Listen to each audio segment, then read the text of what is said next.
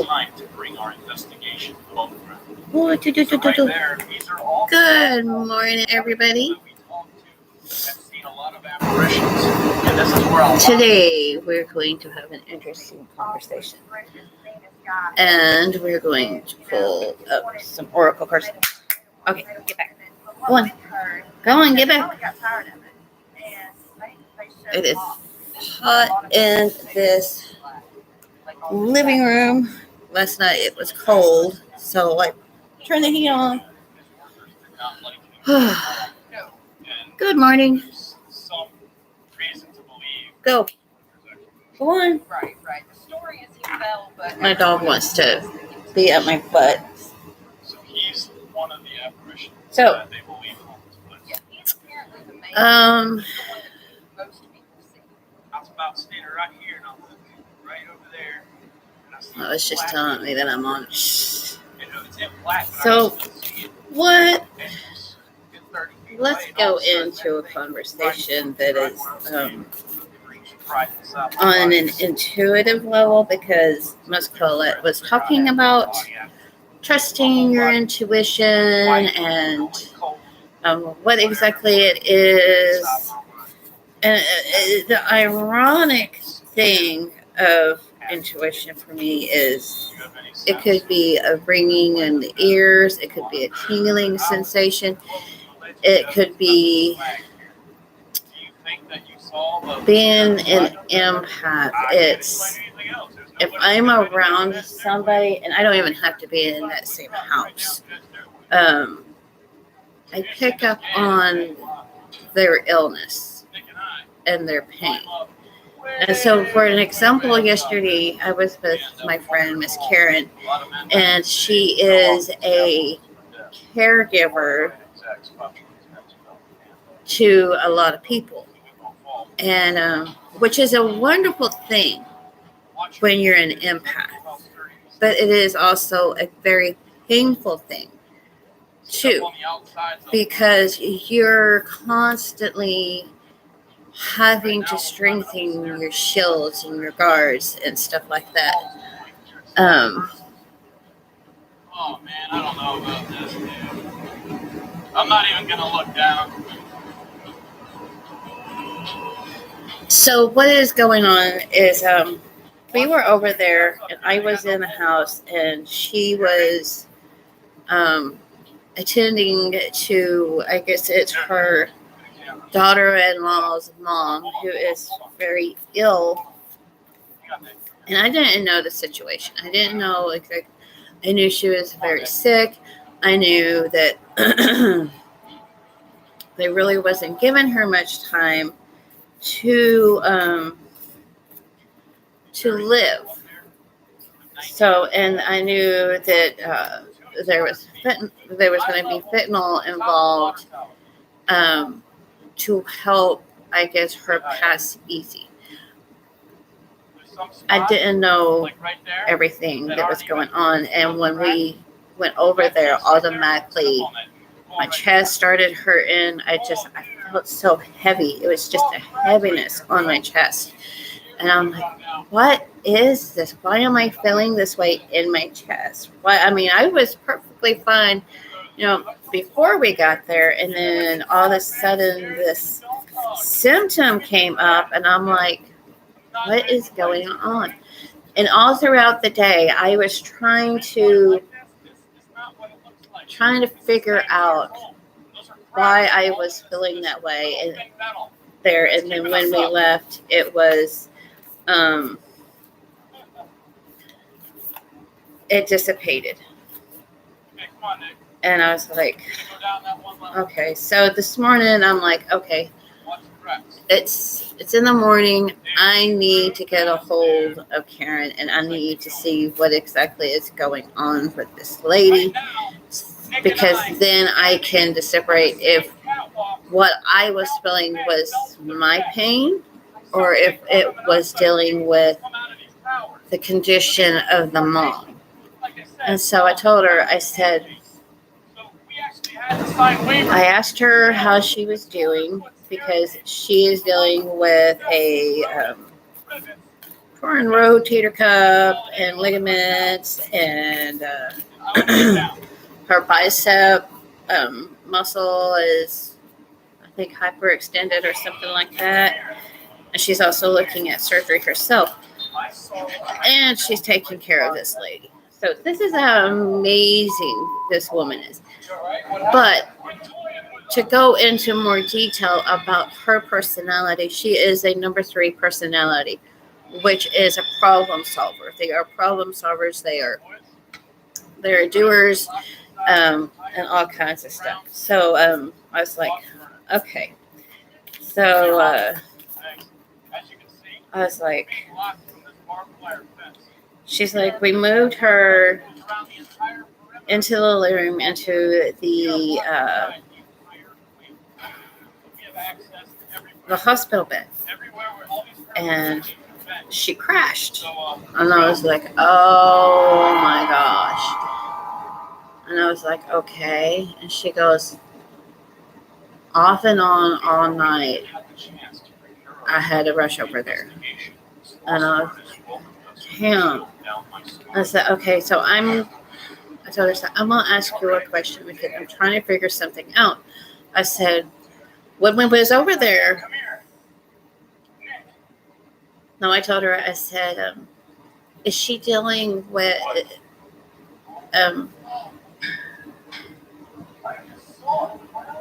does she have heart problems? And she said, yes, her lungs are slowly filling up with fluid. And I was like, bingo. That is why I felt that way, because it was so heavy and it was so hard to breathe. And it's like you could barely, you felt like you're drowning in your chest. You could barely breathe and barely catch your breath. And I was like, that's why, okay. And that it explains it. That's when she told me what the family asked her to do. And this would have been the second time that she was having to play the angel of mercy or the angel of death, which I strongly, my whole being is telling her, do not do that. It's like, you are already dealing with enough grief. I mean, and to add to it, it's unbearable, especially for an empath that is so intuitive and so sensitive. That, I mean, that's a lot. That's a hefty burden to ask, even for someone that is not as sensitive or an empath. I mean, because that weighs on you a lot. So I was like, and I was telling her what I felt. I said, when we were over there, I literally felt like my chest was so heavy. Like, I mean, it just hurt and it was so painful. And she agreed that I was picking up on the lady's symptoms, which makes sense being an empath. I mean, we're like sponges. And so it was like, yeah, it was really sad for me. I was like, gosh, I said, that woman is in so much pain. And I mean, if it was painful for me, I can't imagine going through that on just a daily basis. And just wanting to really, that is so painful. And I feel for the family. I really, really, really do. But I feel for my friend who's intuitive and an empath like me, and she's such an amazing woman. She really, really, truly is. And she's so strong. But that is her personality. That's the personality of the threes. And so if you want to know, getting off of a sad subject, If you really want to know what personality number you are, or what they call a sun number, you take the day you were born, the month you were born, and the year you were born, and you add that up. Okay, and then if you have 2 digits, you add those up to get one number, and that is your sun number. That is your sun number. That is your personality number, and it explains so much about you. I am a 9, and I can't remember what a 9 is. I would have to look that up. Hold on, let me look that up right quick.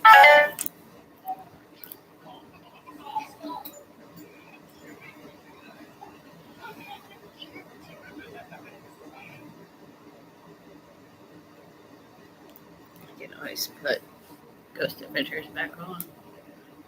Let's see. And I do need to get my nails redone. I think me and my friend are going to do that when we get... Okay. Sun number... No.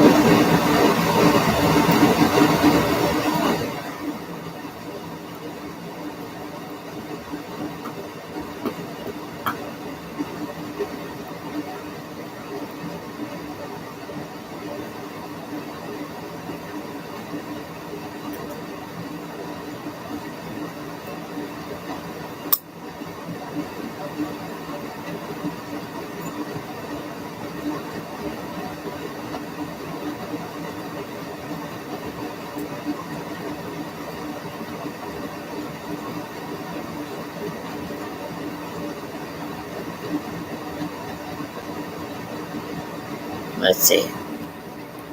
So it says the best way to describe sun number 9 individuals are that they are idealists. They're very dedicated to the cause of their people, and it comes as no surprise when they choose to be politicians, law enforcement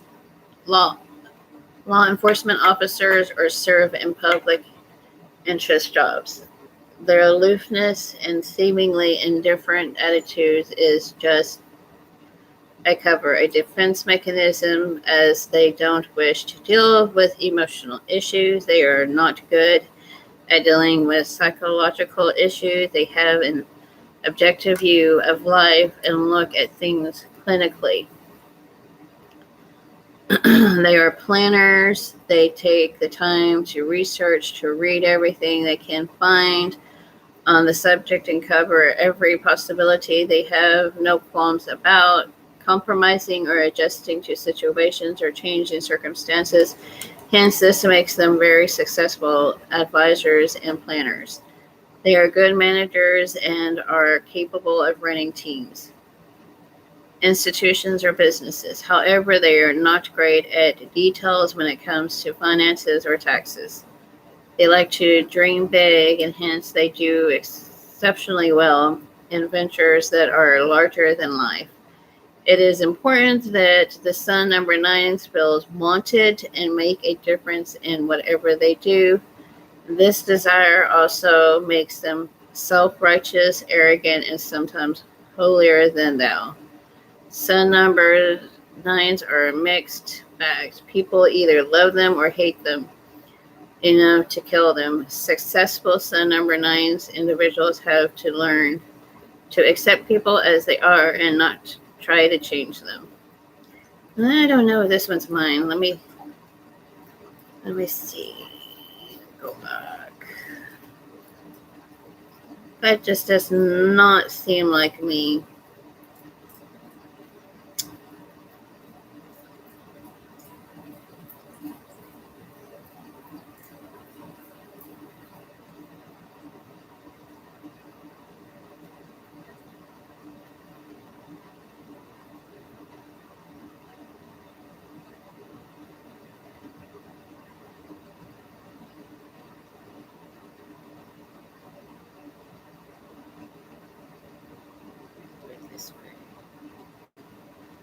What is your number?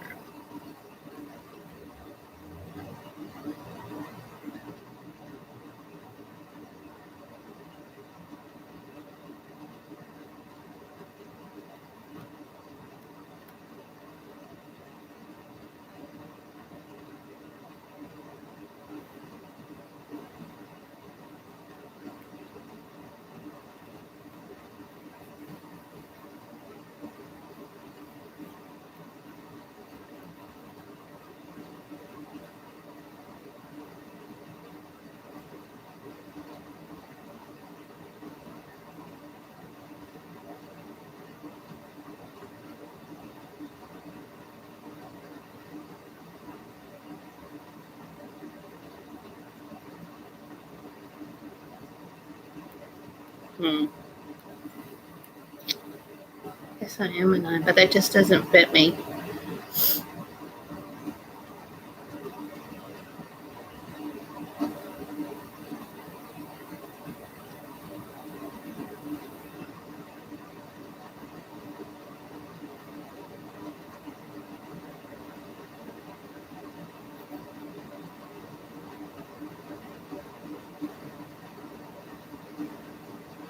Okay, so just add your month of birth to your day of birth, and then keep performing additions until you're down to a single digit. Okay, so that's what? Okay, so month of birth. What did I do with my pen?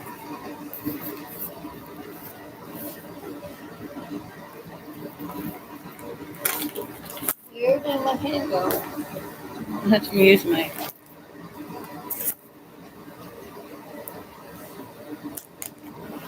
Right there. All right. So my month of birth.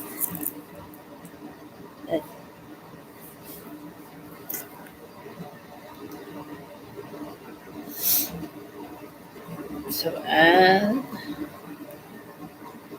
just add your month of birth to your day of birth.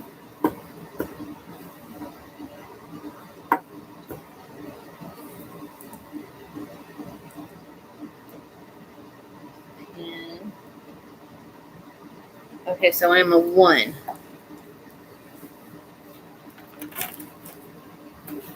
Woohoo! Okay, so that makes sense now. Okay. So I'll read about 1s. Sun number 1. Your stubbornness means you stick to your principles, but it also the main thing that stops you from living your ideal life. It's probably very tough for you to accept that a past plan, career, or relationship wasn't right for you. However, working to do so help you with move on to better things. The trick is to avoid viewing this as failing, as losing pride. Instead, think of it as learning from past experiences and evolving to suit your developing needs. Okay, that makes more sense. I was like, I am definitely not idealistic. Okay, go. My stubborn dog. Okay, so moving on to, we are working with this beautiful deck by Colette Aaron Reeves. This is her spirit animal deck. So I'm going to pull 3 cards.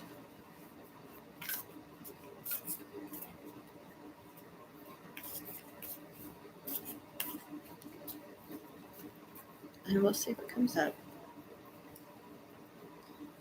What to be looking for.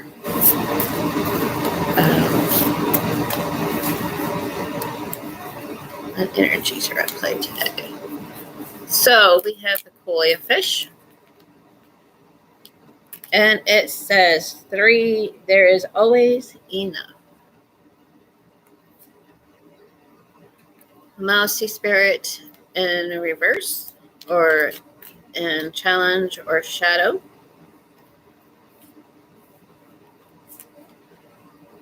An elephant spirit in shadow. So these say tend to the small things and learn from the past. Wow. So we just was talking about the number 1 personality, which is learning from your past. Don't look at it as failure and whatnot. So, my koi fish.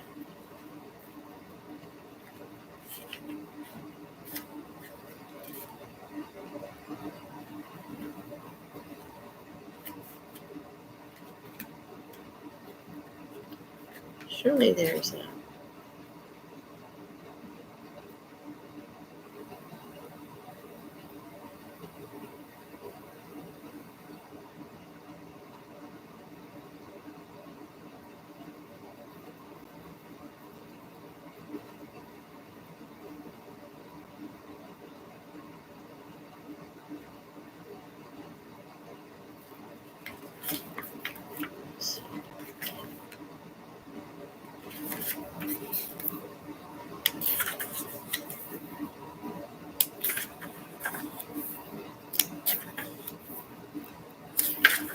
Someone understand by this day.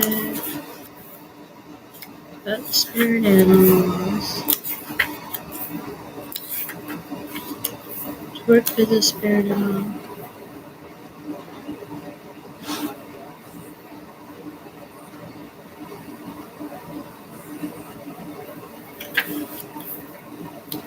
Card spreads here. So 3 cards is what do I need to know now about the situation for my highest good? And it is a koi fish. There's always enough.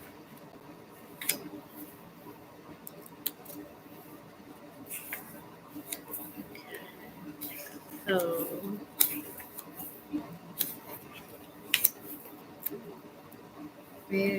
number 36. Okay.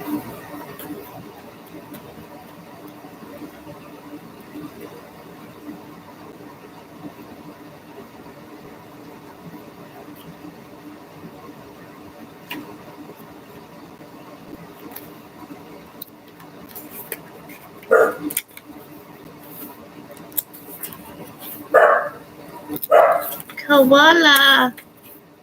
36. Koi fish. There is always enough. What? No. The koi fish who grows big within a small pond. Enough. Sorry about that. Hold on.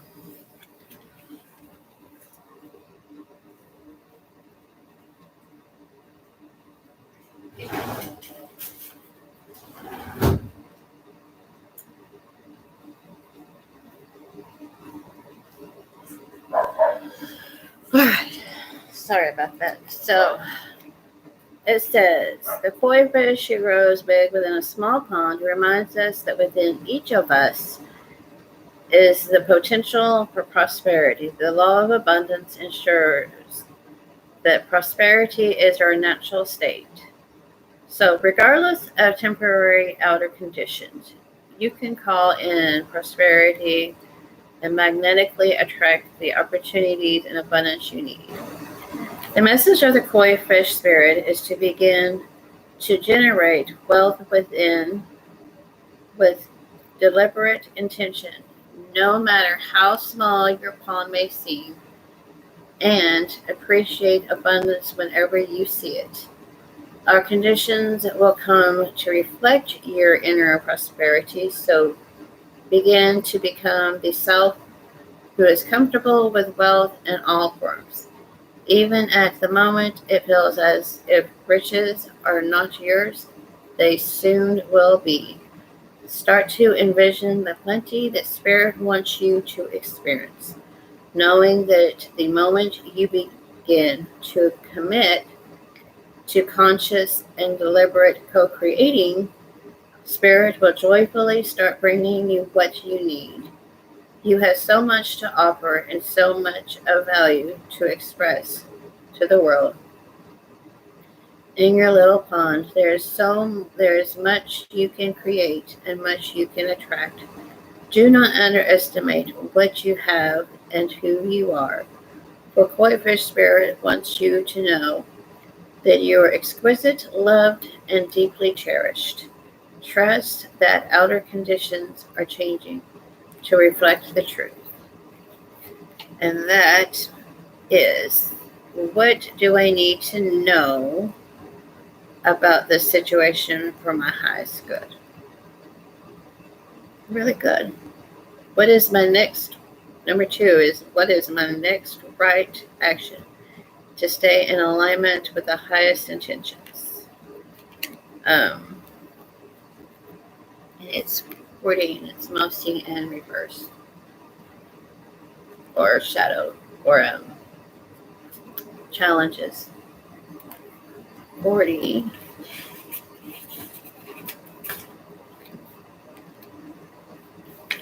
So it's the protection message. Are you too caught up in details, micromanaging others, and stressing out because you want everything to be perfect? Are you procrastinating because you want every detail to be just right and losing track of time and your priorities? Mouse Spirit wants you to listen to your intuition that tells you that the detail you fear you're overlooking will only appear when you stop obsessing. Mouse Spirit will lead you to the nonsense you need to notice and will diligently work to support you. If you take a breath and trust that guidance will be provided, small gestures carry great power right now.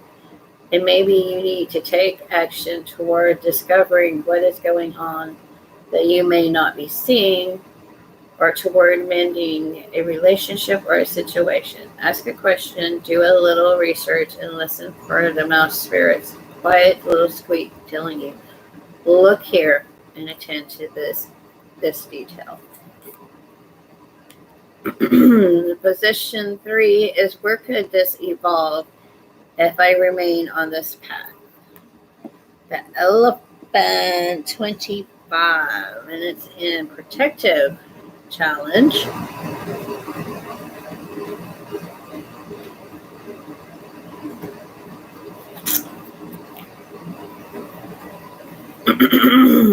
Are you feeling uncomfortable with a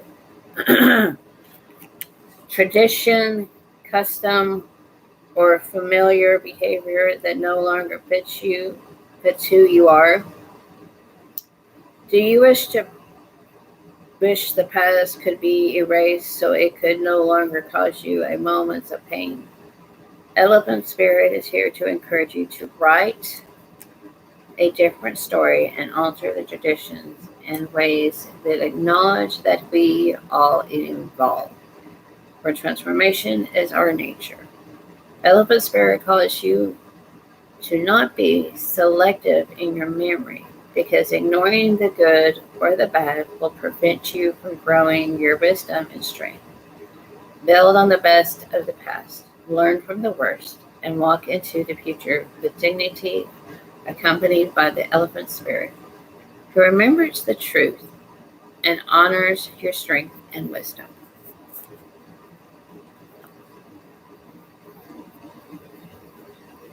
That was really good.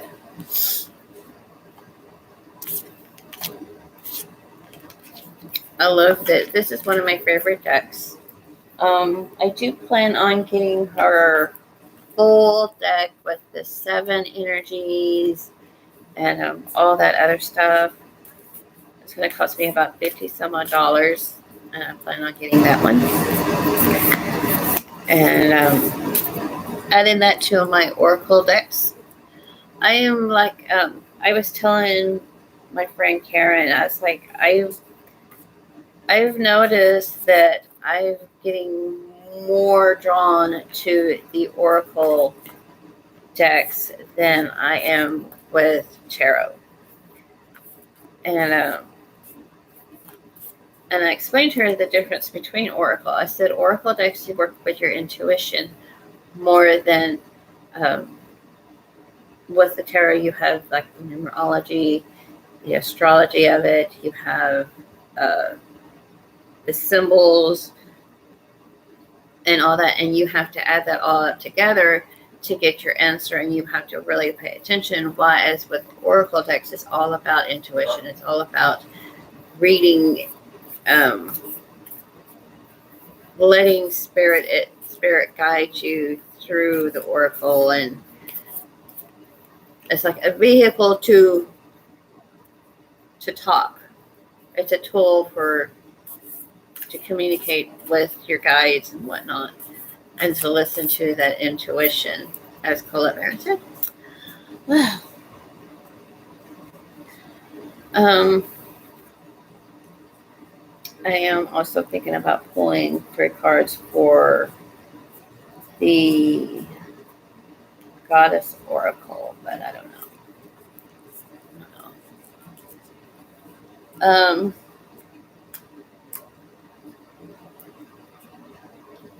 But last night was quite a night. It did get me a little thing to put groceries in, and I'm debating on if I want to go do that today or tomorrow on my birthday. I don't know. So I really am debating about it. Thank goodness I made me some more coffee. This is going to be cold. Cold coffee.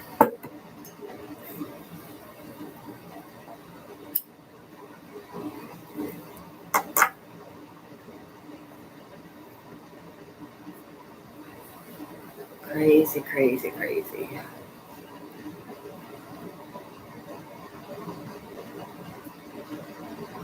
What else to talk about?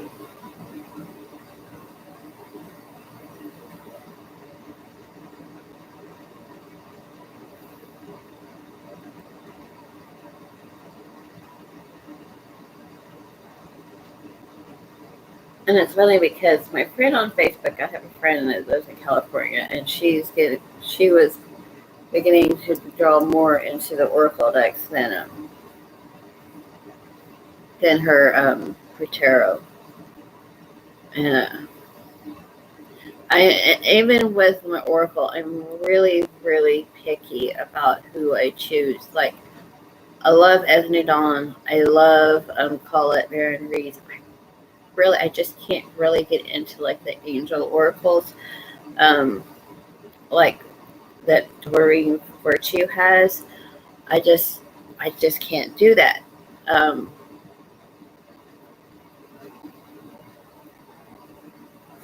just not drawn to those decks.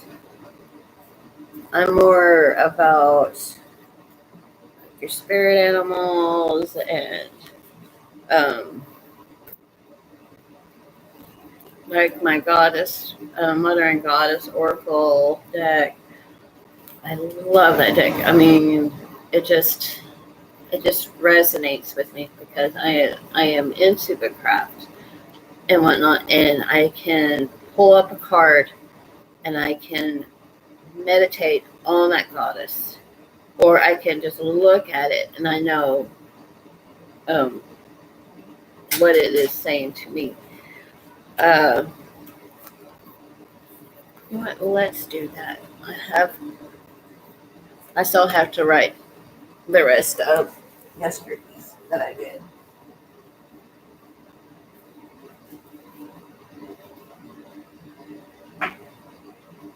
So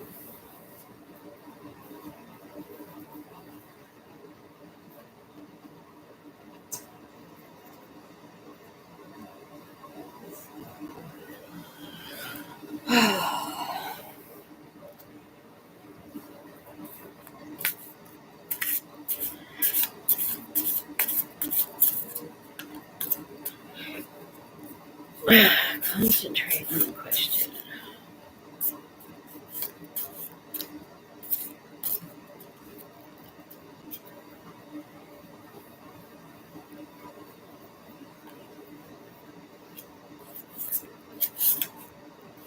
I usually just ask what goddess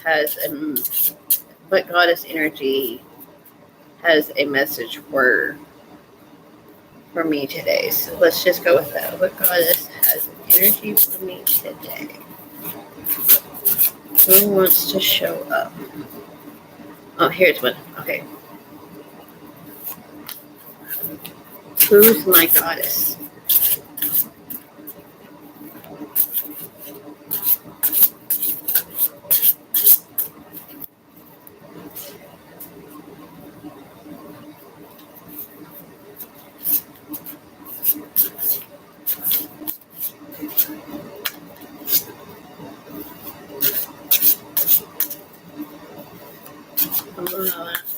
Morgan.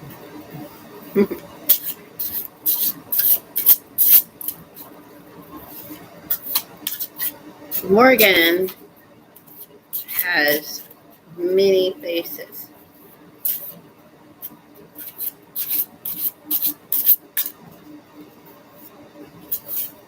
She's a very fierce goddess, just like Lilith is.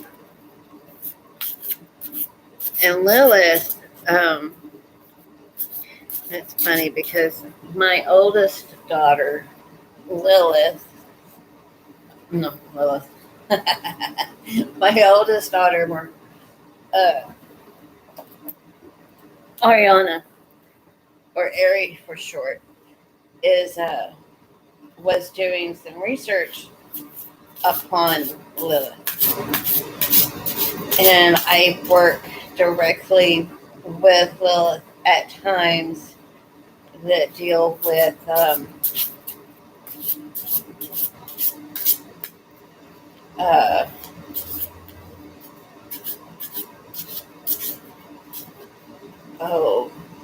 when it comes to family matters that need to be dealt with swiftly.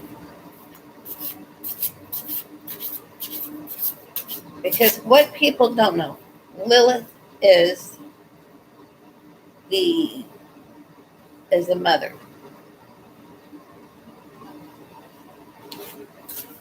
And I think Lilith is just all around, yes, she is a dark goddess. Yes, she demands your loyalty and your respect. But in that same sense, she is also a mother goddess.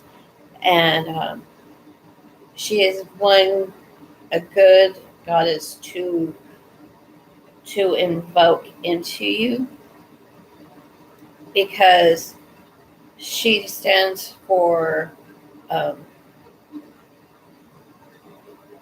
the history of her. She refused to be lower basically than a man, which was Adam. And in the Hebrew traditions of her, because of that, and because she was cast out, she was shunned by the Christian deity. And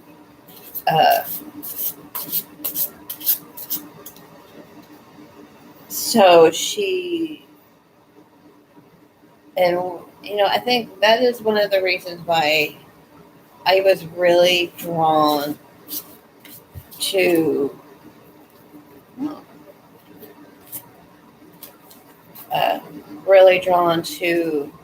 Lilith in the first place, because she represents, she was like the first woman.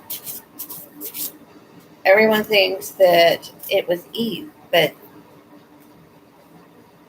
it wasn't. Eve was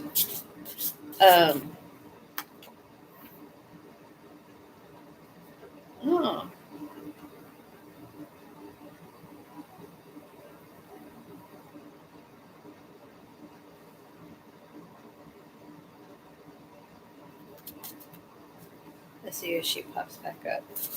Eve was his second wife. Lilith was his first. And so therefore,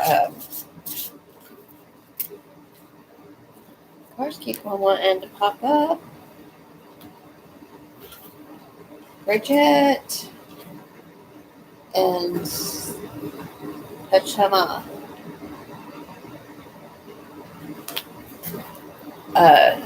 So yeah, it was basically that. All right. I guess they're saying that I need to focus. And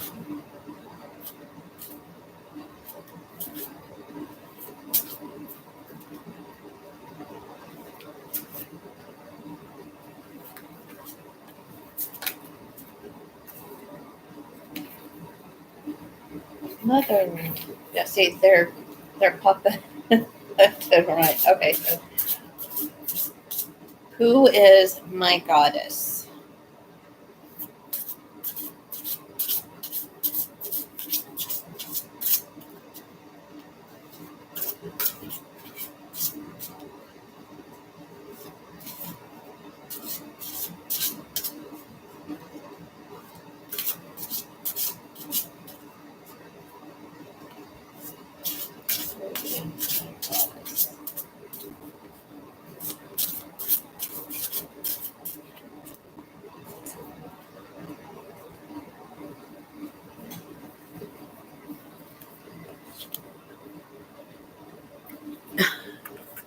So Hathor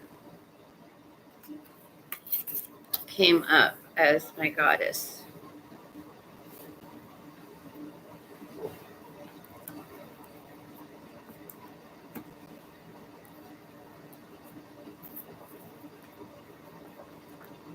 Or she is the one that is wanting to be present today.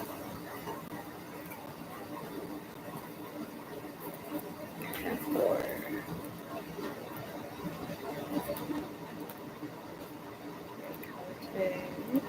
Hathor. So her symbol is music. Now her key word here is music. And the symbols are the Ankh, cows, crocodiles, and the Milky Way. Affirmation: I am connected to the rhythm of the universe. Hathor is an important and powerful ancient Egyptian goddess. She is a complex sky deity who is considered the personification of the Milky Way. Her aspects include motherhood, joy, music, and dance.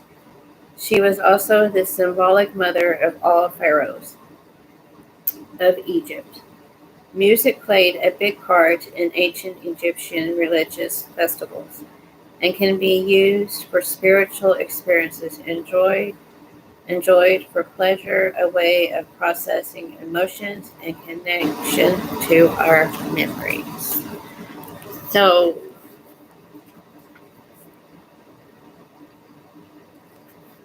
I'll read the definition. It says the goddess Hathor calls to you to bring more music in your life. Music is a safe space for you to process your thoughts and emotions. It can also help you raise your energy if needed. The right music can help give you the words to express how you are feeling because someone else may have already experienced what you're going through. Music can be a part of your spirituality, ritual, and journey through gospel, mantras, sacred drumming, singing bowls, etc. It allows you to focus energies and go deeper into your spiritual exploration. To work with Hathor, listen to a new type of music, learn a new instrument, go to a live music concert, and sing your heart out.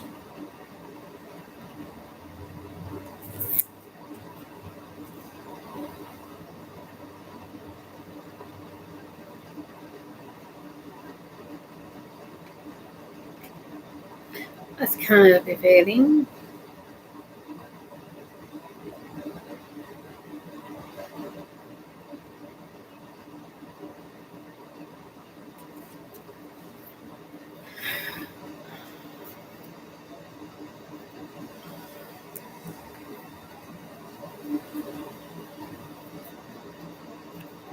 Let's try this. Who else is my deity?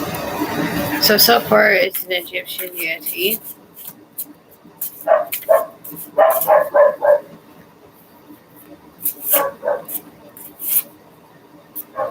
And it's funny because like the only symbol that is like the cross that I am actually drawn to is the Ankh. I love the Ankh. I love what it represents. I love everything about it. And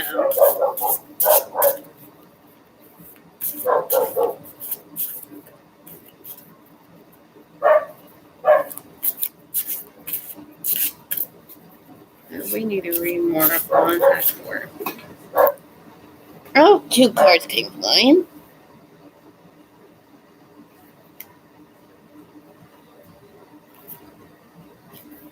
Oh, so we have Bass and the guide. So 2, and it is so funny because I used to work with Bass in the past. And I am drawn to her because of the cat. I love cats. I love dogs, but I am so a cat person. It's not even funny. And cats are her sacred animal. And she is a protector goddess. So 2 Egyptian deities have already come to play. And we have the guide as the archetype. Is my archetype. So I can't remember what the guide is. Let me read about the guide.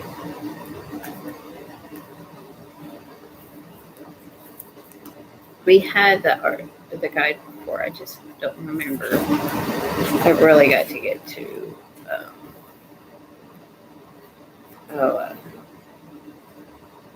fairy tale crew.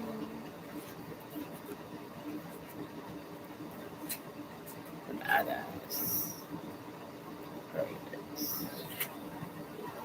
actress. Okay, so we're going backwards. We need to go forward to the G's.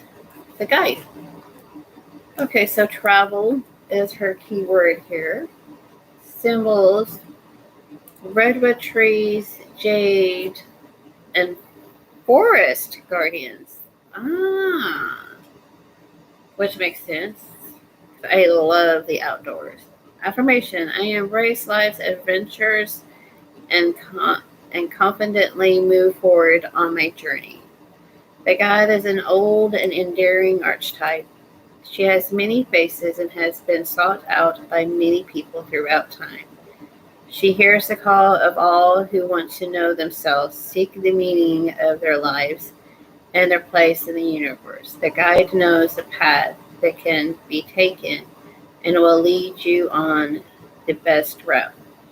She also knows that movement and direction are needed to make progress. She is here to be a trusted asset while you travel into your unknown on your next adventure. Her divination is: the guide has come to you today as a call from Spirit that it's time for the next step on your journey. The way forward may be unfamiliar, but you are never really alone. It is in this new territory that you will find richness. If you want to get the most out of your experiences, you need to be willing to go out of your way and treat the path less followed. If you have been planning a trip or move, this is a confirmation card that you are on the right track. The time is now to change your environment, meet new people, and experience new things. To work with her, have a weekend away somewhere new, hike in nature, extra points for a trail you've never tried. Call in your spirit guides daily to help you navigate your daily travels. Okay, so we are dealing with calling upon spirit guides and my ancestors and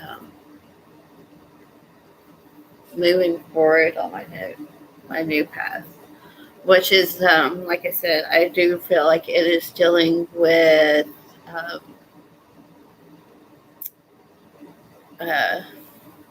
working more with the oracle decks and doing crystals. I am getting more drawn to crystals and the oracle decks and wanting to really connect with my intuition, which is a good way because that's what basically your guide is your to help you work with your intuition, and they guide you in a way. So what a good way.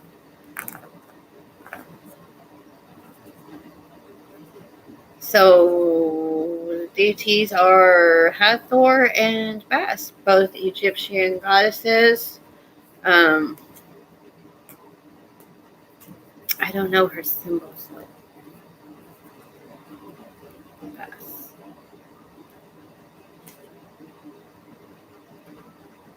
So I can incorporate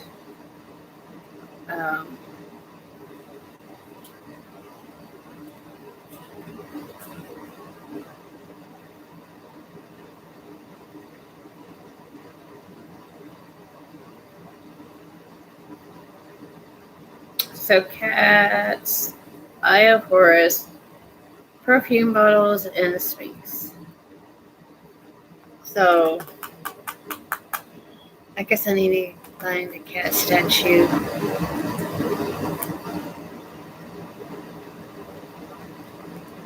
I see she does keep on coming up. I've had her several times in a reading. So I'm thinking she is coming to being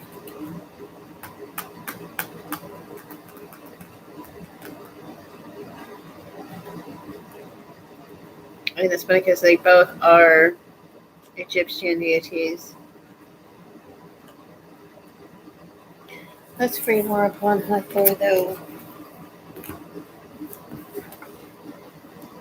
Get to know her a little bit better.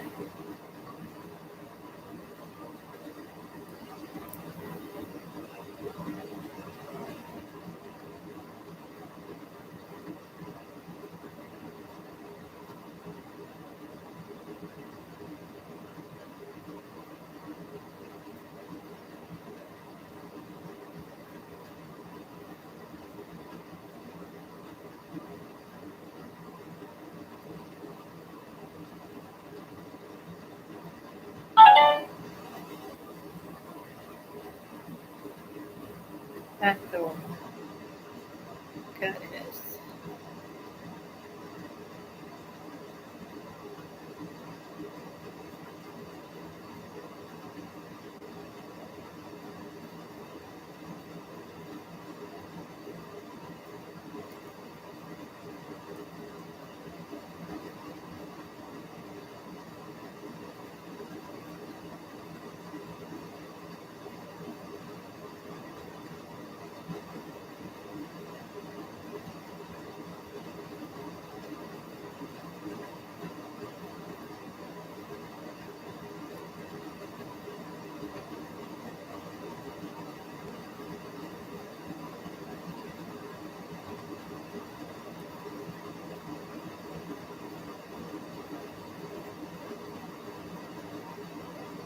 Okay, here we go. Let's see if this has a little bit more. Hathor was one of the 42 state gods and goddesses of Egypt, and one of the most popular and powerful. She was the goddess of many things: love, beauty, music, dancing, fertility, and pleasure. She was the protector of women, though men also worshipped her. She had priests as well as priestesses in her temples. Her center of worship was Dendera, and her veterans began early in Egypt history, possibly in the pre-dynastic era. She was the daughter of Ra and was sometimes called the Eye of Ra, a title shared with Bast and Sekhmet, among others. Okay, well, that makes sense, because I have Bast here too. In her role as the sun god's defender, as the wife of Horus, she was associated with the mother of the pharaoh in her role as Horus's nurse, and also with the wife of the pharaoh in her role as Horus's consort. In her role as goddess of beauty, she was the patron of cosmetics. Wearing cosmetics was seen as a form of worship to Hathor. An offering of mirrors or cosmetic palettes to her were common, Every year, her statue would be carried in a boat to Edfu to be reunited with Horus. A festival celebrating their union would begin. Hmm.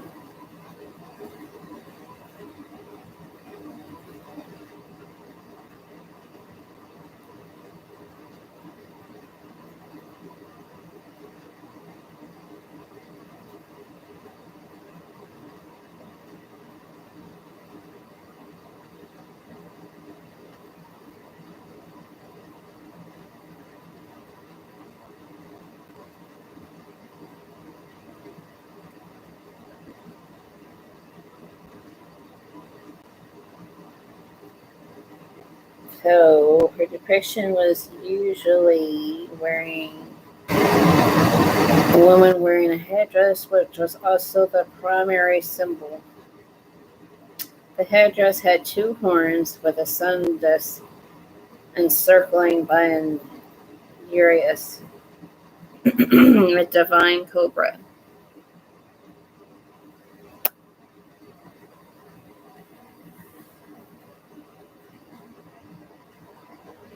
Between the horns, goddess associated with Hathor, such as Isis, wear the headdress. Hathor was also a cow goddess, and her depictions show her as a cow or a woman with a cow's head. Her animal appearance referred to the role she sometimes took in Egyptian mythology. And some as Hathor was the divine cow who gave birth to the world and some gods. Some Egyptian depictions show Hathor holding up the sky as sky goddess. In this form, her legs were the four pillars that held up the sky. Some legends say that Hathor was Ra's eye, and some associated her with the goddess Sekhmet. These stories say that Hathor became enraged because Ra's mistreatment by the Egyptians. She transformed into Sekhmet and began destroying the people of Egypt. The other gods tricked her into drinking milk, and she changed back into Hathor. Hathor's family tree, depending on different legends, Egyptian mythology refers to her as Ra's mother, his daughter, and his wife. Some legends claim that Horus was the son of Hathor, not Isis. Hathor was also the consort of Horus and formed a triad with him and their son Ea. The Egyptians referred to Hathor as the mistress of Dendera, which was the center of her worship. Dendera was the capital of the sixth known province of Upper Egypt. The temple complex is one of the best preserved in Egypt and covers 40,000 square meters, a mud brick wall surrounding the sacred space. The present builds date to the Ptolemaic and Roman periods, but fragments of old buildings exist in the site. Some foundations date to the reign of King Khufu, the builder of the Great Pyramid. Egyptologists have cleaned the soot off of the ceilings of the main halls. This reveals some of the best preserved ancient paintings discovered to date. And the temple presented includes building other than the Temple of Hathor. There were a series of chapels dedicated to other gods and goddesses, including one to Osiris.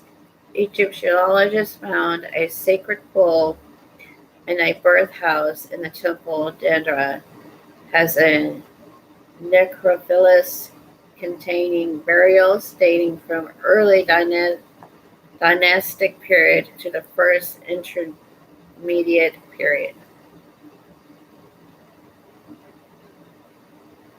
Dendera zodiac. One amazing find of Dendera came from the ceiling of the Osiris Chapel. Egyptologists named it the Dendera zodiac. This zodiac is unique because it is round instead of rectangle. It is a map of the sky and includes the signs of the zodiac, numerous constellations, and 2 eclipses. Some scholars have used the map of the eclipses to date the zodiac to around 50 BC, but others believe it is older. When it was first made, the zodiac was brightly painted. Many of the zodiac images are the same as those used in Greece. These include Taurus, the bull, and Libra, the scales. One difference is that the Egyptians did not use the sign Aquarius. Instead, they substituted Hapi, the god of the Nile. The stars were important to the Egyptians because they determined the beginnings of the year using Sirius, or the dog star, and their calendar was lunar, not solar. Important facts. Hathor was the goddess of love, joy, and music. Egyptians from every level of society worshipped her. Other goddesses, included Isis, were often associated with Hathor. Her largest temple was at Dendera, the center of her worship. Dendera zodiac, found in a chapel in Hathor's temple, is an ancient star map.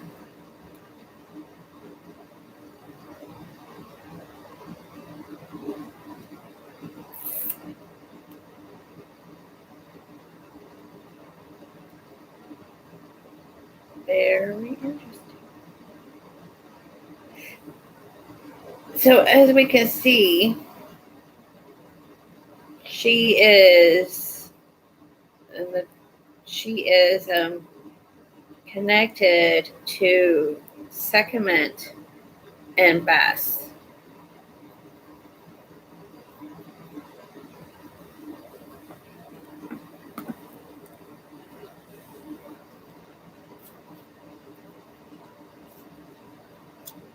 So here's Hathor. Here's Bas. And this is the guide.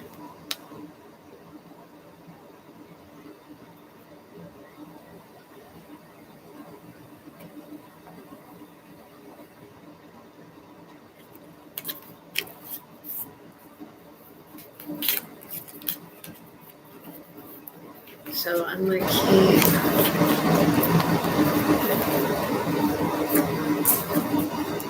all right.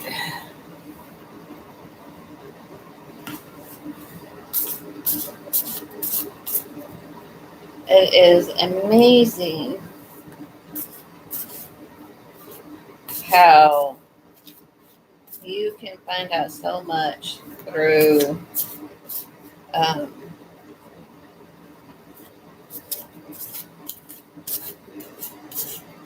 Oracle. I think I'm really, like I said, I'm really just drawn more to it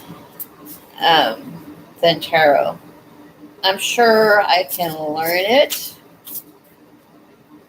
I am taking some classes from Ethne and how to use your intuition and not to rely on a book.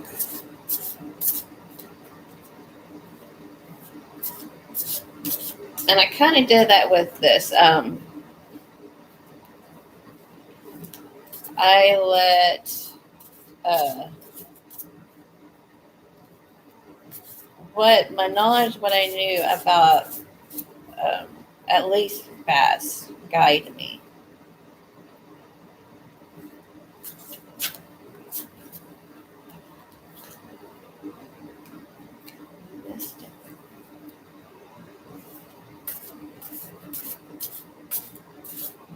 So it's just, and the more I work with this deck, the more I'm connecting with it. And I just love to shuffle this deck because it's so easy to shuffle, so easy. And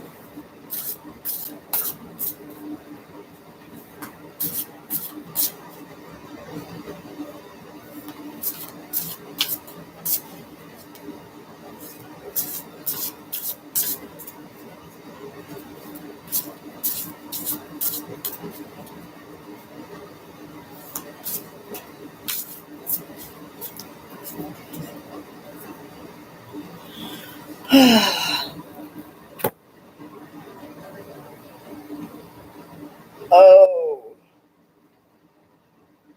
I've got so much to do. But I am going to get off of here. Because I do gotta go to my other page. And I'm doing something like different there. I don't think anybody will ever, because they really don't interact with that page. I might put it on my just normal Facebook page and say, pick a crystal.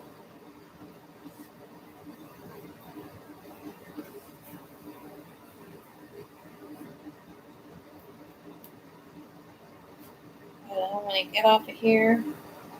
And I will see y'all later. Bye.